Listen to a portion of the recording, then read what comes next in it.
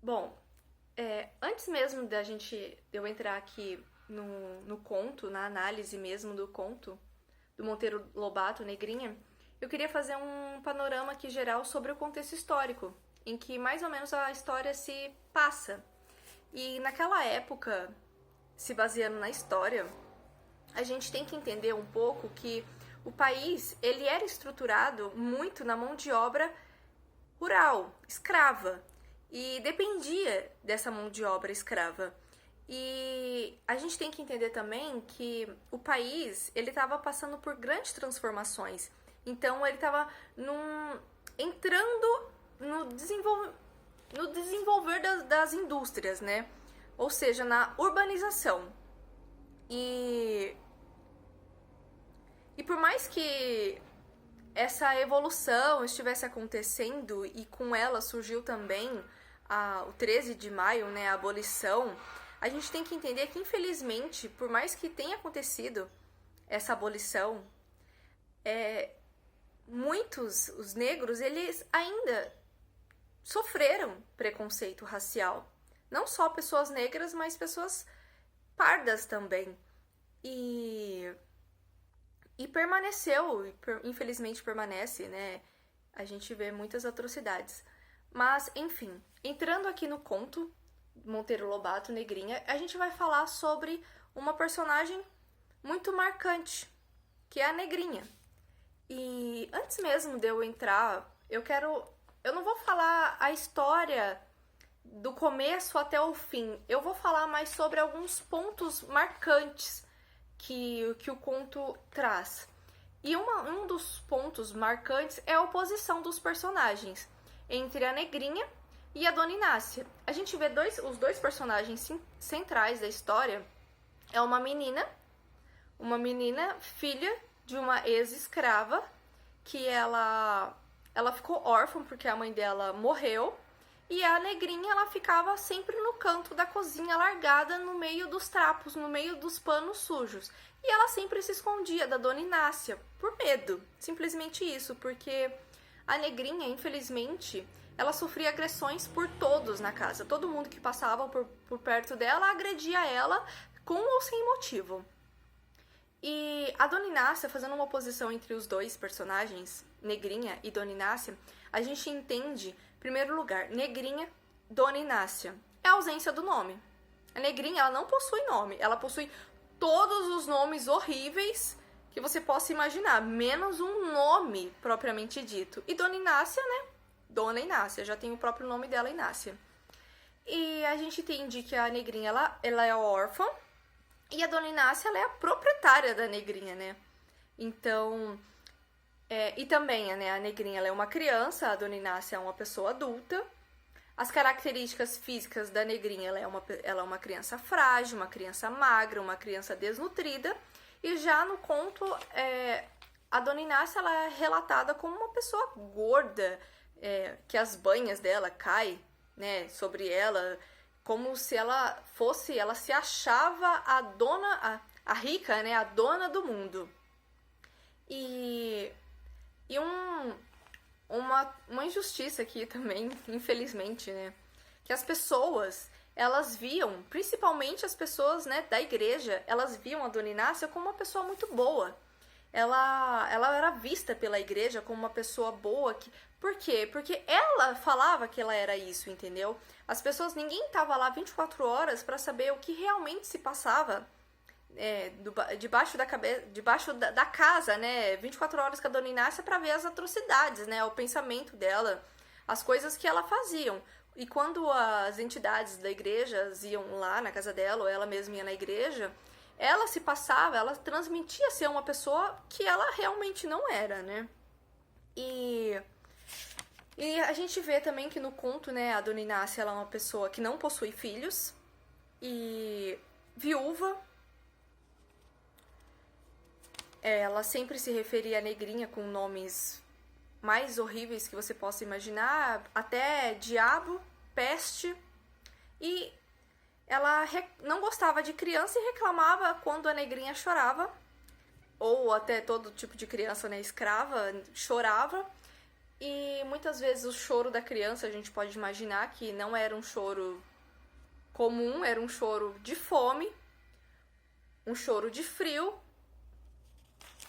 E ela semelhava a negrinha como um animal, porque além de não possuir nomes, né, deixar a coitada largada no canto, a negrinha era realmente tratada como um animal.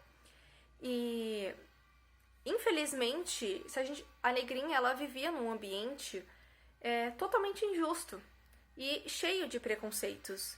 E ela era a única vítima ali. E não tinha como ela se defender. E ninguém defendia a negrinha. E também uma característica marcante do conto é que a negrinha ela possuía muitas cicatrizes, porque todo mundo agredia ela. Então, com o passar do tempo, ela foi deixando... O corpo dela era cheio de cicatrizes. E deixa eu ver mais alguma coisa aqui. Ah, e por mais que, né, o 13 de maio tivesse chegado, aqui no conto fala que, assim, o 13 de maio tirou-lhe das mãos o azorrague, ou seja, o açoite, que é a vara de bater. Mas não lhe tirou da alma a gana. Conservava a negrinha em casa como remédio para os ireneses, inocente derivativo. Peraí. Aí tem a fala da Dona Inácia, né? Ai, como alivia a gente uma boa roda de croques bem fincados. Ou seja, ela mantinha a negrinha ali justamente para poder estar descontando a sua raiva. E o momento em que ela desconta a raiva dela é uma cena em que a negrinha, em que uma das criadas rouba um pedaço de carne que a negrinha estava guardando, e a negrinha então xinga essa criada de peste. E essa criada se revolta como se ela não merecesse aquele nome. Afinal de contas, o único ser não humano ali era a negrinha, né? Todos consideravam a negrinha como não humana, em si um animal. E ela vai relatar isso pra patroa dela, pra Dona Inácia, que aí é esse momento em que a Dona Inácia, ela realmente vai descontar a raiva dela, em que ela cozinha um ovo e ainda ela diz, né, eu curo ela, né? Ela cozinha um ovo e quando o ovo fica pronto, a negrinha fica olhando, não sem saber o que vai acontecer, e ela pega o ovo quente, enfia na boca da negrinha e faz a negrinha comer. Então a gente percebe um momento muito desumano, sádico da parte da personagem Dona Inácia. E depois, né, com o passar do tempo, uma lição, a gente tem aqui uma lição de desigualdade humana. É quando duas sobrinhas da Dona Inácia chegam até a casa dela e a negrinha, ela vê a Dona Inácia rindo com as crianças e também, quando ela olhou para aquelas duas crianças, ela percebe, tipo, como no texto até fala, dois anjos brincando. Então a negrinha, ela fica... Como eu posso dizer? Ela fica, não sei se é encantada, mas ela fica olhando, ela fica... de uma maneira geral, ela pode ter ficado encantada, principalmente quando ela viu a Dona Inácia. Ainda ela tem um pensamento assim, nossa, mas será que ela não vai brigar com as duas crianças? Porque as duas crianças estão brincando, né? A Dona Inácia não gosta de criança. E ao contrário, a Dona Inácia, pelo contrário, ela ri com as crianças, ela gosta que as duas sobrinhas delas fiquem ali, perto dela. E quando a negrinha chega perto das crianças e ela vê, né, aquilo, que ela era diferente das crianças, que ela não podia estar ali porque aí sim cai a realidade para a negrinha que ela era totalmente desigual ali. E fala no texto também que a desigualdade chicoteou a alma dela de uma maneira que ela entendeu. Tipo, quem sou eu perante essas duas crianças, né? Eu não sou ninguém, infelizmente. E o ambiente fazia com que ela se sentisse assim.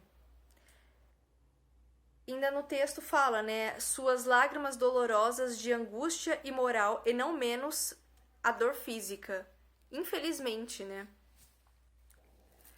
Aí a negrinha ela tem o primeiro contato com a boneca, porque ela nunca tinha visto a boneca na vida. E quando ela chega perto das duas crianças. Ah, e tem um momento também que a Dona Inácia tá. Não sei o que aconteceu com a Dona Inácia, que ela deixa a negrinha brincar com as duas crianças, algo muito não natural da parte dela, né? Mas ela deixa as duas. Ela deixa a negrinha brincar com as crianças. E é o momento em que a negrinha tem o primeiro contato com a boneca. Até então ela nunca tinha visto uma boneca, as crianças tiram sarro dela, mas é um sarro de criança mesmo, criança brincando com criança. E elas brincam. Brincam as férias inteiras e nesse momento, né, depois quando passa as férias das crianças e elas vão embora, é o momento em que a negrinha ela se sente transformada, ela viveu algo que ela nunca tinha vivido na vida dela inteira. E porém, depois quando as crianças foram embora, não só as crianças, mas a boneca em si também, os brinquedos, né, que era algo que a negrinha nunca tivera contato e passaram a ter. E foi nesse momento em que ela teve uma depressão, uma profunda depressão, porque ela ficou muito triste pela falta daquilo que ela não possuía mais. Então ela se absteve, ela mal comia, ela perdera a expressão que ela tinha. E outra coisa também, eu marquei outra coisa aqui que é, porém, a tristeza era tanta que a negrinha morre.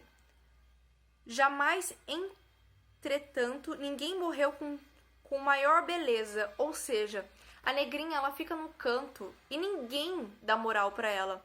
Ela mesma se absteve da vida. Ela viu que aquilo que ela não ia possuir mais. Ela viu que aquela realidade que ela estava vivendo com as crianças, com o brinquedo, e quando foi tirado da vida dela, aquilo, quando as crianças foram embora, levaram os brinquedos juntos, ela percebeu que ela não teria mais aquilo. Ela viu que ela fazia parte de um mundo totalmente diferente, que ela não coincidia com a realidade que ela estava vivendo. E por isso que ela se sente muito triste, ela entra assim numa depressão, e por isso que ela fica largada no canto, sem comer, e as pessoas nem ligam pelo que ela tá passando. E, infelizmente, ela mesma se priva da própria vida, ela mesma se deixa morrer. E no texto fala, né, ninguém nunca morreu com maior beleza. Ou seja, ela não... Mesmo assim, é como se ela não tivesse enchido o saco de ninguém. Ela tá ali no cantinho dela sem atrapalhar ninguém. E infelizmente, né, a negrinha, aquela que nunca recebera afeições de carinho, a não ser agressões, é esquecida. Aquela carnezinha de terceira. E depois, quando ela morre, mesmo, infelizmente, nem a Dona Inácia, nem as outras pessoas, as crianças também não, elas não sentem uma tristeza pelo fato da negrinha ter morrido. Pelo contrário, assim, como se fosse mais uma, né? E a Dona Inácia mesmo fala, né? Ai, como é bom. Lembrava dela como se ela como era boa para dar croques na cabeça, somente isso. E inclusive as crianças também, né? Lembrou da negrinha e a última fala que é: lembras-te daquela bobinha da titia que nunca vira boneca?